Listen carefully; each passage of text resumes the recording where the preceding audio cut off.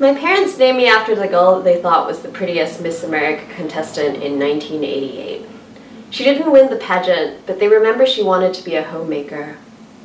Home. It's always been the dream, right? The weird thing is that it's conceptual, immaterial, so it can't be architecture, but it might yet be the impetus for it, a beautiful home. If architecture responds to a desire for place, then home could simply be the thirst for some design, some structure so delicious we can barely dare to imagine how someday it might arrive.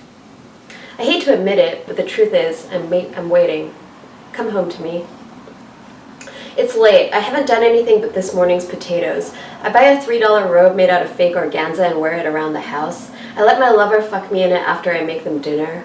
I notice that my kitchen counters are just the right height for a 5'3" woman with a knife to leverage her weight in order to slice efficiently. These are activities that loosely compose a home. It seems natural. I like these drapes. I mean, my housewifery is just aesthetic, right? That's what I tell myself. But is it?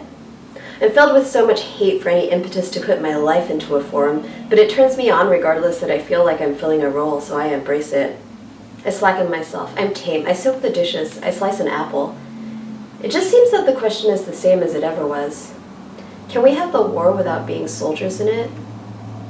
I'm lying in bed, very still. I don't want to go to work, so I'm trying to notice any symptoms of sickness I might have. If I'm sick of anything, it's revolution's gravity. I want the minor. I want the weak underbelly. I want every symptom of wanting a hardline of burn-the-banks full communism or aesthetics or queer separatism, but necessarily failing to live it. It's now. It's a year later. I'm home. I see a Jenny Holzer piece on the internet, a print of a white text on a black background that says, "In a dream you saw a way to survive and you were full of joy." But it feels awkward, a little like consulting WebMD. I'm eating eggs with Claire, who tells me her friend Devin wishes we could gently craft or arrange flowers or something in a space we'd taken over, not stalking angrily around the lake a million fucking times. I say to Claire that sometimes I think it's funny how the aim of full communism seems something so much gentler than what everybody likes to remember. Because it's kind of like subsistence farming, right?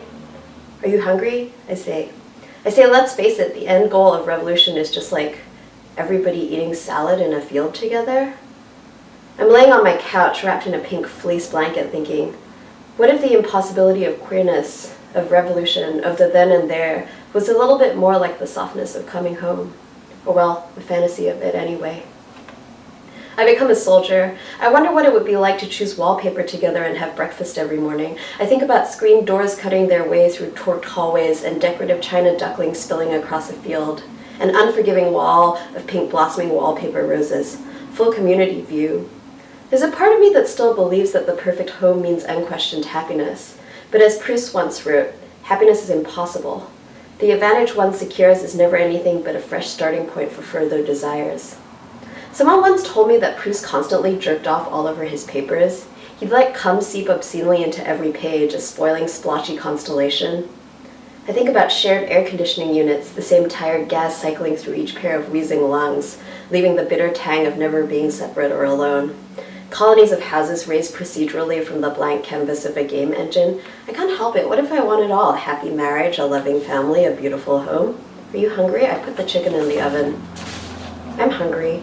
I'm a nightmare. I'm crying and railing and collapsing into the weight of anxiety. I can't find the rigid insight parts of myself that remind me how I'll be okay. I can't find a form. My lover holds me and tells me to settle as though I'm a cat, but I'm sharp and defensive like a razor. I turn my head. I'm hungry, I say, and I leave the room. I eat granola, but it's not what I'm hungry for. I think about Chantal Akerman, the filmmaker, whose women are always hungry. I'm hungry, the girls say in Je Femme, Je Foi, so they careen through the city, taking what they want. Careless and carefree, but there's another cost. I'm hungry, the woman says in Je Tue l'elle, when she visits her ex-lover after days locked alone in her apartment with a single bag of sugar. More, she says, after she eats a piece of bread spread with Nutella in big consuming bites. I'm crying while I'm shredding rotisserie chicken for salad, thinking about how I need to get fucked. Is there a gender politics of buying rotisserie chicken? I scoff at myself. It's so typical, so Freudian, so like fucking dark continent of me. I like sugar off my spoon. Kathy Acker once wrote, if we keep on fucking, I'm not going to die, which as desperate as it is still my favorite method of emotional blackmail. Whatever. Any way you slice it, it seems like formlessness has something to do with unhappiness. unhappiness and desire. Trying to make it all go away by finding a structure that could hold you. When I was little, I didn't know what form to give my desire. I only knew I wanted to be loved. I didn't know what it was really like to love another human who wasn't family, and I certainly didn't know what it felt like to be fucked. I had a puppy that I loved. I thought fucking someone might mean loving them in the same way my puppy loved me. I conflated everything. I imagined fucking my dog, its rough, rapid tongue moving between my legs. I didn't understand my desire, so I transposed it.